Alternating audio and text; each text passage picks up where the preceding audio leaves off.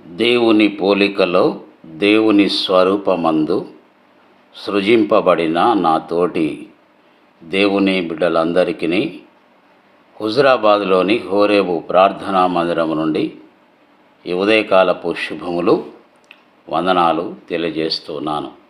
దేవుని వాక్యాన్ని చదువుకుందామండి.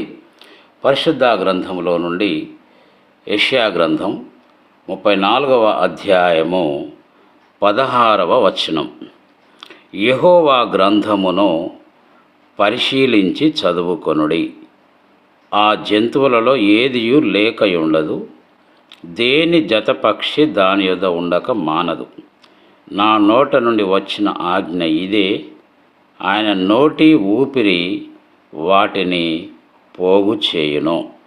క్రీస్తునందు ప్రియ దైవ జనాంగమా, ఈ ఉదయకాల సమయంలో ఒకసారి దేవుడు మన చేతికి అనుగ్రహించినటువంటి పరిశుద్ధ గ్రంథమును గురించి ఆలోచన చేయవలసిన వారమై ఉంటున్నాం. అనేక సంవత్సరాల నుంచి దేవుడు తన కృపా బాహుల్యమును బట్టి తన విలువైన గ్రంథం అనగా ఈ ప్రపంచం ఏ విధంగా సృజింపబడింది, మానవ జీవితం ఎలా ప్రారంభమైంది, సకల చరాచర జంతువులు, పక్షులు, పశువులు, క్రిమికీటకాలు ఏ విధంగా భూమి మీదకి వచ్చాయి, పాపం ఏ విధంగా ప్రారంభమైంది, ఇలా అనేకమైనటువంటి వ్యవస్థలకు మూల గ్రంథమే పరిశుద్ధ గ్రంథం. ఇంగ్లీష్లో హోలీ బైబిల్ అని దీన్ని పిలుస్తున్నాం.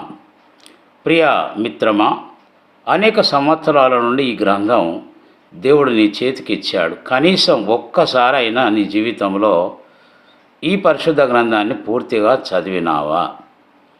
ఈ పరిశుద్ధ గ్రంథంలో 2 నిబంధనలు, పాత నిబంధన, క్రొత్త నిబంధన, తర్వాత సుమారుగా 1189 అధ్యాయములు పరిశుద్ధ గ్రంథంలో ఉన్నాయి.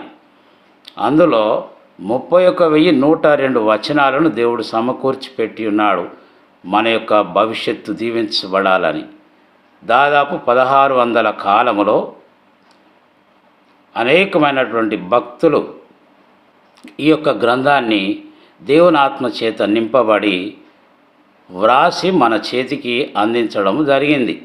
కాబట్టి న్యూస్ పేపర్ లాగా దీన్ని చదవకుండా క్రమబద్ధంగా దీన్ని చదివినప్పుడే మనకు అర్థమవుతుంది. అందుకే ఇక్కడ ఏమంటున్నాడంటే యెహోవా గ్రంథమును పరిశీలించి చదువుకొనుడి అంటున్నాడు.